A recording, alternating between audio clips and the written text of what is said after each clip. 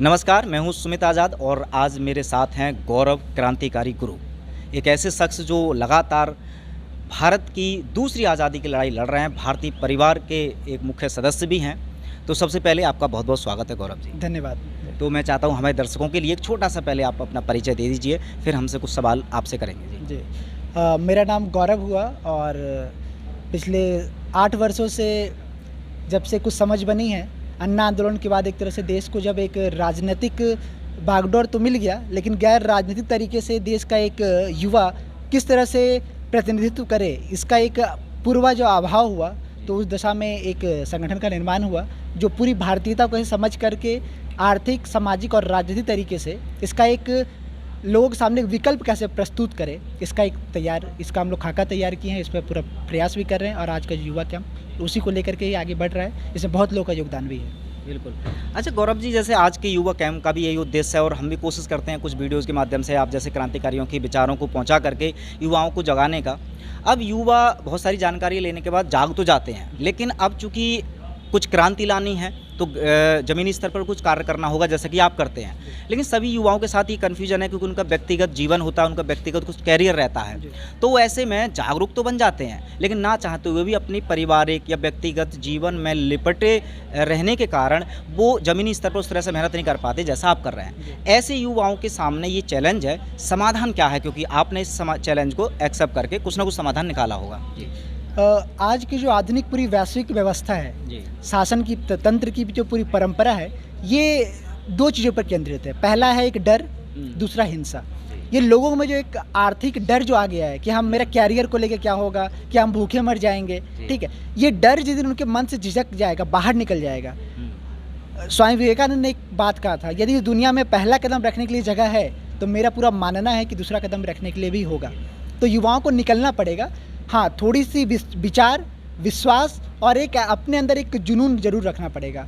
बहुत संघर्ष आएगा, लेकिन देश में ऐसे लाखों लोग हैं जो आपको साथ देने के लिए आपके लिए तैयार हैं। लेकिन पहला जो हिम्मत है, पहला जो ताकत है, पहला जो विचार है, वो आपके अंदर से प्रस्फुटित होनी चाहिए। लोग आपके साथ चलने के लिए तैयार हैं। 7-8 साल का मेरा व्यक्तिगत अनुभव है कि ज़रूर कई लोग मेरे साथ खड़े हैं, हर तरीके से, सामाजिक, आर्थिक, राजनीतिक, हर तरीके से। अच्छा, अगर आपका व्यक्तिगत कारण भी जानना चाहूँ, आपने बताया अभी 7-8 साल से इस कार्य में आप जो कार्यरत हैं, क्या कारण था? क्योंकि युवा तो आप भी हैं, आप भी उसी दिशा में जा सकते थे जिस दिशा में और बाकी के जो युवा हैं वो जाते हैं, पार्टियां, डांस, ये सब चीज़ें, या अपने खुद के कैरियर।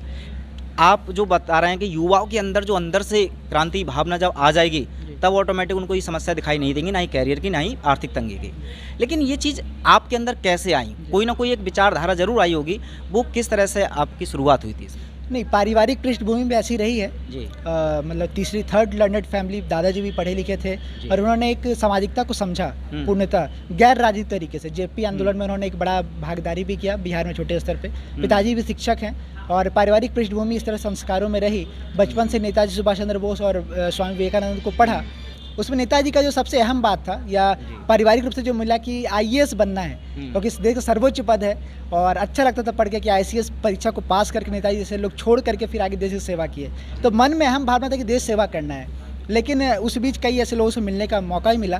जब दिल्ली यूनिवर्सिटी में पढ़ा तो उस समय लगा कि कैसे कई लोग हैं जो IAS ही बन गए, लेकिन ये जो देश सेवा का जो जज्बा है ये नहीं हो पाता है। दिक्कत ये है कि लोग प्रोफेशनली नहीं है। लोग डॉक्टर हैं प्रोफेशन से, लोग टीचर हैं प्रोफेशन से, लोग IAS हैं प्रोफेशन से। देश सेवा किसी प्रोफेशन नहीं है, ये सेकेंडरी चीज़ हो जाती है। तो जैसे भगत सिंह लोगों का एक टोली बना था, वो दीवानों की टोली, जो पूरा जीवना और मरना वो केवल देश के लिए ही समर्पित कर दिया। अगर ऐसे के एक भाव के साथ मैंने देखा कि IAS बन के मैं वो काम नहीं कर पाऊँगा, बहुत बड़ा नाम हो सकता है, मैं एक प्रोफेसर बनूंगा, बहुत बड़ा नाम हो सकता है, लेकिन देश सेवा का जो जुनून था मेरे अंदर कहीं ना कहीं, और परिवार का एक सपोर्ट मिला, ऐसे कुछ संगठनों का और कुछ ऐसे लोगों का मार्गदर्शन मिला उस समय, उस ऐसे समय में 2013-14 का समय था जब मैं दिल्ली पहली बार आया। अक्षय भाई जैसे लोग का समर्थन मिला, राकेश जी जैसे लोग का मार्गदर्शन मिला, रवि भाई जैसे लोग का समर्थन मिला। तो मुझे लगा कि मैं गैर राजनीतिक तरीके से भी देश में कुछ बड़ा अहम बदलाव कर सकता हूँ और युवाओं के लिए एक मैं मार्गदर्शन का काम कर सकता हूँ।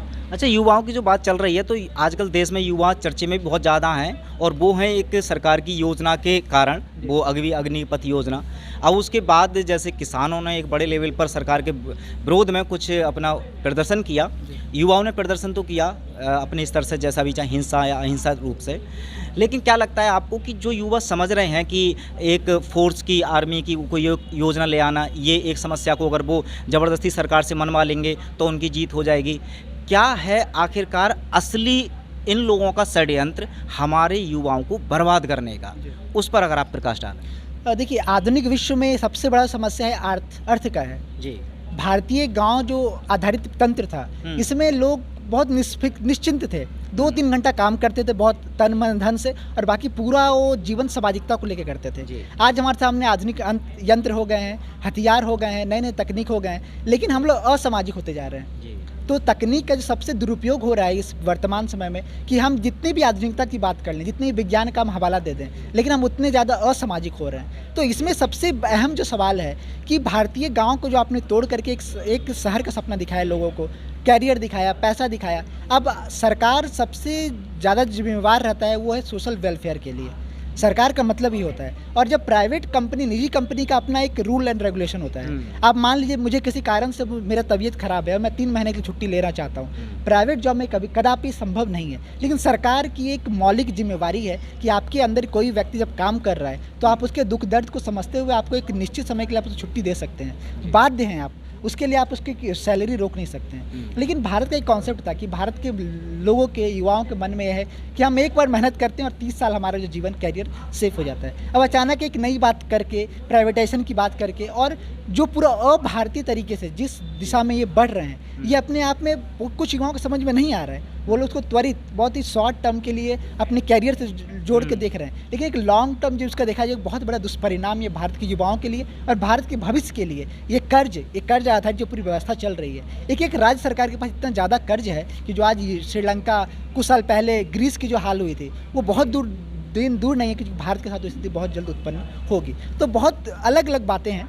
आज की युवा जो हमारा सम्मेलन है, इसमें हम लोग हर डायमेंशन में बात करेंगे, स्वास्थ्य का, आर्थिक व्यवस्था का, भारतीयता के गांव का स्तर खत्म होने की बात है। तो हम कोशिश करें कि 2 दिनों का लिमिट समय में हम पूरे 5 विषयों को, शिक्षा, स्वास्थ्य और हमारी जो राजनीतिक तरीका जो है उसको कैसे बदला जाए, उसमें हमारा जो एक मूल जो बातें हैं उसको हम युवाओं तक को रखने का प्रयास करेंगे। बिल्कुल। तो चलिए, ये जो शिविर कैंप की बात कर रहे हैं, इसकी वीडियोज़ आप तक अगर पहुंचती हैं तो उनसे और ज़्यादा प्रेरणा लीजिए। अच्छा, कुछ लोग अब हमारे दर्शक भी हैं, वो आपके विचारों से प्रेरित होकर के, या जो आप शिविर अभी प्रशिक्षण दे रहे हैं उससे प्रेरित होकर के वो भी आपके साथ काम करना चाहते हैं, कैसे जुड़ सकते हैं भारतीय परिवार से? जी, उनके लिए तो मैं 2 पहले पंक्तियाँ बोलना चाहूँगा कि उठो हिंद के वीर सपूतों, माँ ने तुम्हें पुकारा है, और आपस में क्यों लड़ रहे हो, ये हिंदुस्तान हमारा है। हम सबों का हिंदुस्तान है। हम जो आपस में राजनीतिक तरीके के लिए लड़ रहे हैं, कोई हिंदू के लिए, कोई मुस्लिम के लिए, तो कोई अपने जात धर्म के लिए, हम सब भारतीय हैं। और जिस दिन हमें इस बात का गौरव होगा, इस बात का हमें अभिमान होगा, हम पूरी भारतीयता को लेकर आगे बढ़ेंगे। और हमारा संगठन है भारतीय परिवार। मेरा व्यक्तिगत जो संपर्क सूत्र है 9871582520, 98 71 58 25 20, और bankjal.com हमारी वेबसाइट पे जाके आप हमें संपर्क कर सकते हैं। जी, बहुत बहुत धन्यवाद। युवाओं को क्रांतिकारी अभिनंदन। चलिए, बहुत बहुत धन्यवाद।